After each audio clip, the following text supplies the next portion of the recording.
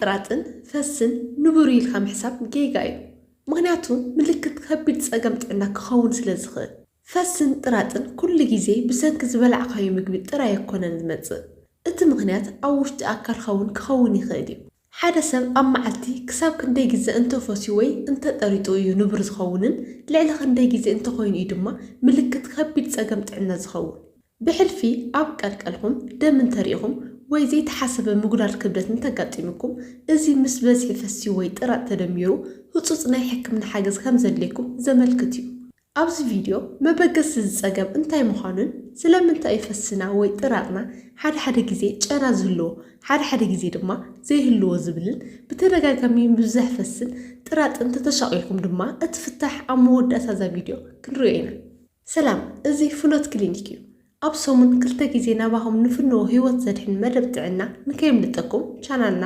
ሰብስክራይብ ይግበሩ ፈስ ምብዛሕ ወይ ብተደጋጋሚ ጥራጥ ኣብ ኣካላት ምሕቃቕ ምግቢ ምእካብ ኣየር ዘመልክት ኮይኑ እዚ ድማ ኣብ ውሽጢ ከብዲ ዘይምችውነት ከስዕብ ይኽእል እዩ ምንም እኳ ባህርያዊ መስርሕ ኣካል እንተኾነ ኣመጋግባ ወይ ድማ ኣብ ውሽጢ ኣካላት ምሕቃቕ ምግቢ ዘሎ ፀገም ጥዕና ነቲ ኩነታት ከጋድዶ ይኽእል እዩ ፈስ ምብዛሕ ዘይምችውነት ጭንቀትን ከስዕብ ዝኽእል ፀገም እዩ መብዛሕትኡ ግዜ ውስናት ዓይነት ምግቢ ብምምጋብ ይኽሰት እንተኾነ ግን ምልክት ዝኸፍአ ፀገም ጥዕና ክኸውን እውን ይኽእል እዩ መብዛሕትኦም ሰባት ሓሓሊፎም ፈስ ምብዛሕ ወይ ብተደጋጋሚ ጥራጥ የጋጥሞም እዩ ኣብ መብዛሕትኦም ኩነታት ለውጢ ኣመጋግባን ኣነባብራ ምግባር ነቲ ፈስ ምብዛሕ ንምቁፅፃር ይሕግዝ ኣብ ኣካላት ምሕቃቕ ምግቢ ኣየር ወይ ጋዝ ክእከብ ዝገብሩ ክልተ ቀንዲ ምክንያታት ኣለዉ ቀዳማይ ክንበልዕ ክንሰቲ ወይ ድማ ምራቕና ክንውሕጥ ከለና ውሕድ ዓቐን ኣየር ነውሕጥ ኢና እዚ ዝተዋሕጠ ኣየር ኣብ መዓንጣ ይእከብ ካልኣይ ድማ ምግቢ ክሕቀቅ እንከሎ ኣብ መዓንጣና ዝርከቡ ባክተርያታት ጋዝ ወይ ድማ ኣየር ይፈጥሩ ምግቢ ኣብ ስርዓተ ምሕቃቕ ምግቢ ኣብ ዝብተነሉ ወይ ኣብ ዝሕቀቐሉ ግዜ ሰልፈር ይፈጥር እዚ ሰልፈር ኣብ ዝወፀሉ ግዜ ድማ ጨና ይፈጥር ማለት እዩ ስለዚ ፈሲ ጨና ዝህልዎ በዚ ናይ ሰልፈር ንጥረ ነገር ምክንያት እዩ ማለት እዩ ሽዑ እቲ ኣየር እናተኣከበ ክኸይድ እንከሎ ኣካልና ብኣፍና ብምኩሳዕ ወይ ድማ ብመዓንኮር ብመንገዲ ፈሲ ነቲ ኣየር የወግዶ ማለት እዩ ብማእኸላይ ገምገም ሓደ ሰብ ኣብ መዓልቲ ካብ 8 ክሳብ 14 ግዜ ብመንገዲ ፈሲ ኣየር የወግድ ወይ ድማ ይፈሱ ማለት እዩ እንተኾነ ግን ኣብ መዓልቲ ልዕሊ 20 ግዜ ምፍሳይ ወይ ድማ ብተደጋጋሚ ምጥራጥ እዚ ብተደጋጋሚ ምፍሳይ ወይ ድማ ፀገም ምብዛሕ ፈሲ ንብሎ ማለት እዩ ሕጂ ድማ ናብቲ ምክንያታት ምብዛሕ ፈሲ ወይ ብተደጋጋሚ ምጥራጥ ክንርኢና ፈስ ምብዛሕ ኣብ ውሽጢ ኣካልና ብዝፍፀሙ ልሙዳት መስርሓት ምክንያታት ክኽሰት ይኽእል እዩ ወይ ድማ ንስርዓተ ምሕቃቕ ምግቢ ካብ ዝጎድእ ኩነታት ጥዕና ክመጽእ ይኽእል እዩ ክንበልዕ ክንሰቲ ወይ ድማ ምራቕና ክንውሕጥ ከለና ኣየር ንውሕጥ ኢና እዚ ድማ ብፍላይ ኣካልና ዕውሉል ብምባል ወይ ድማ ብምምላስ ኣሲድ ምክንያት ልዕሊ ዓቐን ምራቕ ኣብ ዘፍርየሉ ግዜ ይኽሰት ውስናት ምግብታት ብፍላይ ድማ ኣካልና ሙሉእ ብምሉእ ክሕቆም ዘይኽእል ከም ሽኮር ፋይበር ዝሓዙ ምግብታት ናብ ዓቢ መዓንጣ ክሓልፉ ከለዉ ባክተርያታት ነዞም ምግብታት ምብታን ጅምሩ በዚ ግዜ ድማ ኣየር ይፍጠር ማለት እዩ ሽዑ ፈሲ ምብዛሕ ከጋዱ ዝኽእሉ ምግብታት ከም ጎመን ቀይሕ ሽጉርቲ ዝበሉ ኣሕምልቲ ከም ስርናይ ወይ ድማ ዓረስ ዝበሉ እኽልታት ከም ባሎንጋን ዓተርን ዝበሉ ጥረታትን ፍርያት ፀባን ከምኡውን ከም ዳቦ ኣብ ዝበሉ ዝተጋገሩ ምግብታት ዝርከብ ለዊቶ እዚኣቶም ምብዛሕ ፈሲ ከጋዱ ዝኽእሉ ምግብታት እዮም ማለት እዩ ካልእ ድማ ኣብ መዓንጣና ብዝፍጠሩ ፀገማት ምክንያት እውን እዚ ፀገም ክኽሰት ይኽእል እዩ ኣየር ውስናት ምግብታት ብኸፊል ክሕቀቑ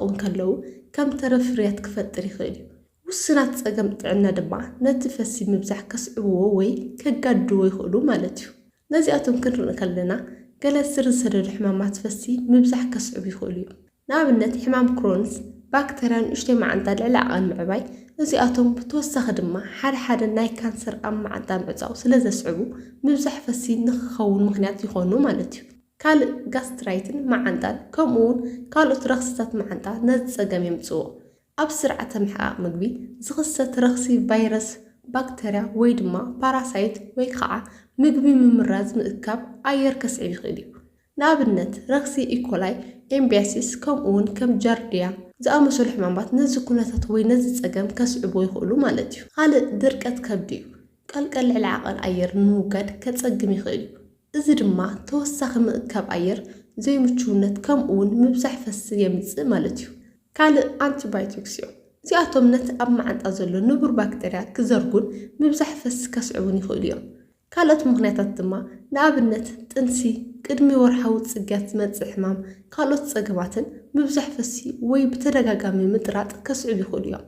ምልክታት ምግቢ ምምራዝ ወይ ድማ ምዕጻው ማዓንጣ እንተልዮም ወይ ኣብ ቀልቀል ደም እንተተርእዩ እዚኣቶም ህጹጽ ናይ ሕክምና ሓገዝ ዘልዮም ምልክታት እዮም ማለት እዩ። ሕጂ ድማ ናብ ፍታሕ ንምጻእ። እዚ ማለት ምብዛሕ ፈሲ ወይ ብተደጋጋሚ ምጥራጥ ከመይ ጌርና ክነተዓራርዮን ነቲ ጸገም ክንፈትሖን ከም እንኽእል ክንርኢ ኢና። መጀመርታ ነቶም ኣብ ገዛ ክግበሩ ዝኽእሉ ፍታሓት ኢና ክንርኢ። እዚ ማለት ድማ ኣነባብራና ምትዕርራይ ማለት እዩ። ምብዛሕ ፈሲ መብዛሕትኡ ግዜ ዘሻቕል ጸገም ከም ዘይኾነ ምፍላጥ የድሊ። ኣነባብራን ኣመጋግባን ምቕያር ጥራይ እኹል ወይ ድማ ነባሪ ፍታሕ ክህብ ይኽእል እዩ። ኣመጋግባ ክንብል ከለና ምብዛሕ ፈሲ ከስዕቡ ዝኽእሉ ምግብታት ብዘይ ምምጋብ ምውጋድ ማለት እዩ። ንኣብነት ጽቡቕ ጌሮም ክሕቕቑ ዘይኽእሉን ላዕለዋይ ዓቐን ካርቦሃይድሬት ዝሓዙ ምግብታት ምውጋድ የድሊ። ነቶም ቅድም ዘርዘርኽዎም ዓይነታት ምግብታት ማለት እዩ ኣብ ክንድኡ ብቐሊሉ ክሕቀቑ ዝኽእሉ ካርቦሃይድሬት ዝሓዙ ምግብታት ምምጋብ። እዚ ማለት ድማ ከም ባናና፣ ወይኒ፣ ሰላጣ፣ ኮሚደረ፣ ሩዝ፣ እንቋቑሖ ከምኡውን ፍራምረ ምምጋብ የድሊ። ካልእ ካብዚ ሓሊፉ ምብዛሕ ፈሲ ንምንካይ ዝሕግዙ ካልኦት መንገድታት ወይ ፍታሓት ኣለዉ። እዚኣቶም ድማ ቀዳማይ ውሕድ ምግቢ ምምጋብ እዩ። ሓደ ሰብ ኣብ መዓልቲ 3 ግዜ ኣብዚሑ ካብ ዝበልዕ 4 ወይ 6 ግዜ ውሕድ ዓቐን ዘሎ ምግቢ ክበልዕ ይግባእ። እዚ ነዞም ምልክታት ንምንካይ ብፍላይ ድማ ነቲ ጸገም ከብዲ ምንፋሕ ንምንካይ ይሕግዝ። ሻሂ ናዕናዕ እውን ነዚ ጸገም ጽቡቕ ፍታሕ ይህብ። ካልኣይ ቀሲልካ ምብላዕ እዩ። ምሕቓቕ ምግቢ ኣብ ኣፍ ይጅምር። ስለዚ ሰባት ቅድሚ ምውሓጦም ምግቢ ብደንቢ ክሓይኽዎ ይግባእ ማለት እዩ። ሳልሳይ ማስቲካን ካርቦን ዝሓዙ መስተታትን ምውጋድ እዩ። ማስቲካ ምሕያኽ ሰባት ብዙሕ ኣየር ንኽሕጡን ወይ ንኽእትዉ ይገብሮም። እዚ ድማ ምብዛሕ ፈሲ ከስዕብ ዝኽእል ጸገም ስለ ዝኾነ ማስቲካ ብተደጋጋሚ ካብ ምሕያኽ ምቁጣብ የድሊ። ከምኡውን ካርቦን ዝሓዙ መስተታት ማለት ለስላሳ መስተታት ምጉዳል የድሊ። ካልእ ምትካኽ ሽጋራ ምቁራጽ እዩ። ምትካኽ ሰባት ብዙሕ ኣየር ንኽሕጡ ይገብሮም። እዚ ድማ ነቶም ኣካላት ምሕቃቕ ምግቢ ክጎድእ ይኽእል እዩ። ነዚ ጉድኣት ዘለዎ ተግባር ትገብሩ እንተኾንኩም ክተቋርጽዎ ኣለኩም። ስፖርት ወይ ምንቅስቓስ ምግባር የድሊ። ኣካላዊ ምንቅስቓስ ኣብ ትገብሩሉ እዋን ተግባር ኣካላት ምሕቃቕ ምግቢ ይመሓየሽ። እዚ ድማ ኣየርን ምብዛሕ ፈሲ ንምንካይ ይሕግዝ ማለት እዩ። ኣየር ክንብል ከለና ኣብ ውሽጢ ከብዲ ምእካብ ኣየርን ከምኡውን ጸገም ከብዲ ምንፋሕን ንምንካይ ይሕግዝ ማለት እዩ። ካልእ ነዚ ጸገም ጽቡቕ ፍታሕ ንብሎ ብዙሕ ማይ ምስታይ እዩ። እኹል ማይ ምስታይ ነቲ ምብዛሕ ፈሲ ዘስዕብ ልሙድ ጸገም ዝኾነ ድርቀት ከብዲ ንምቅላል ይሕግዝ። ካልእ ድማ ዝንጅብል ምምጋብ ወይ ድማ ምጥቃም እዩ። ከም ዝፍለጥ ዝንጅብል ንምሕቃቕ ምግቢ ከም ዝሕግዝ ይፍለጥ እዩ። ምሕቃቕ ምግቢ ንምምሕያሽ ምብዛሕ ፈሲ ጸገማት ከብዲ ምንፋሕን ንምንካይ ይሕግዝ። ስለዚ ዝንጅብል እውን ጽቡቕ ፍታሕ እዩ ማለት እዩ። ስለዚ ብሓፈሻ ኣነባብራን ኣመጋግባን ምትዕርራይ መብዛሕትኡ ግዜ ምብዛሕ ፈሲ ንምንካይ ይሕግዝ እዩ። ካብዚ ሓሊፉ ግን ነቲ ጸገም ከስዕቡ ዝኽእሉ ቅድም ዝበልናዮም ጸገማት ጥዕና ብፍላይ ኣብ ኣካላት ምሕቃቕ ምግቢ ዝኽሰቱ ጸገማት ጥዕና እንተልዮም ነዚኣቶም ኣቐዲምካ ምሕካምን በቢግዚኡ ፍታሕ ምርካብን የድሊ ማለት እዩ። ምስ እዚ ዝተኣሳሰር ኣብ መወዳእታ ገለ ምስ ጸገም ክኽሰቱ ዝኽእሉ ማለት ምስ ምብዛሕ ፈሲ ክኽሰቱ ዝኽእሉን ብፍጹም ዕሽሽ ክበሃሉ ዘይብሎምን ምልክታት ኣለዉ። እዞም ምልክታት እንታይ እዮም?